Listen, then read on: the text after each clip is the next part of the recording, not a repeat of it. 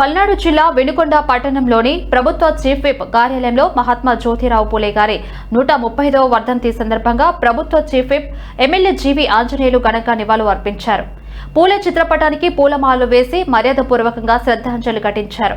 మహాత్మా జ్యోతిరావు పూలే గారు భారత సమాజ చరిత్రలో మహానుభావుడని, వెనుకబడిన వర్గాల విద్య హక్కుల కోసం అమూల్యమైన పోరాటం చేసిన మహోన్నత సేవా పురుషుడు అని పేర్కొన్నారు. సమాజంలో అసమానతలను తొలగించడానికి, అణగారిన వర్గాలకు వెలుగునిచ్చేందుకు పూలే చూపిన మార్గం ప్రతి తరానికి స్ఫూర్తిదాయకం.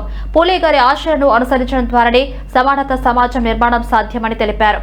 పూలే విద్యను ఆయుధంగా తీసుకుని సమాజాన్ని మార్పు దిశగా నడిపారు.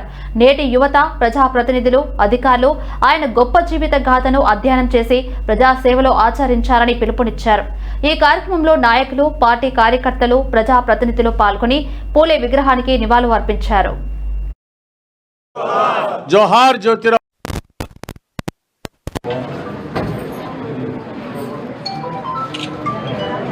జ్యోతిరావు పూలే గారు.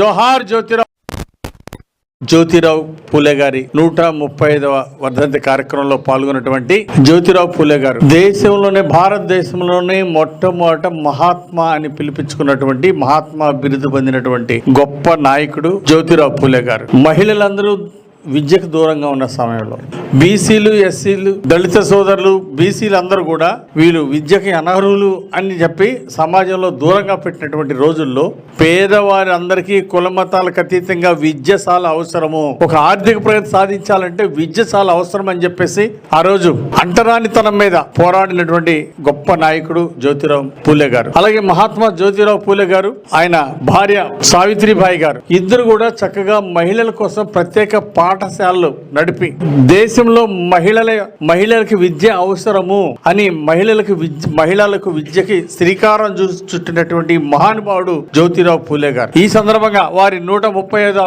ఈ రోజు వారి యొక్క ఆశయ సాధన కోసం నేటి యువత నడుము బిగించాలని ఈ సందర్భంగా నేను కోరుతున్నా. అట్లాగే ఈ రోజు అన్న ఎన్టీ రామారావు గారు తెలుగుదేశం పార్టీని పెట్టినప్పుడు తెలుగుదేశం పార్టీ జ్యోతిరావు పూలే గారి ఆశయాల్ని, అంబేద్కర్ గారి ఆశయాల్ని సాధిస్తుంది అని మహానుభావుడు అన్న ఎన్టీ రామారావు గారు చెప్పారు.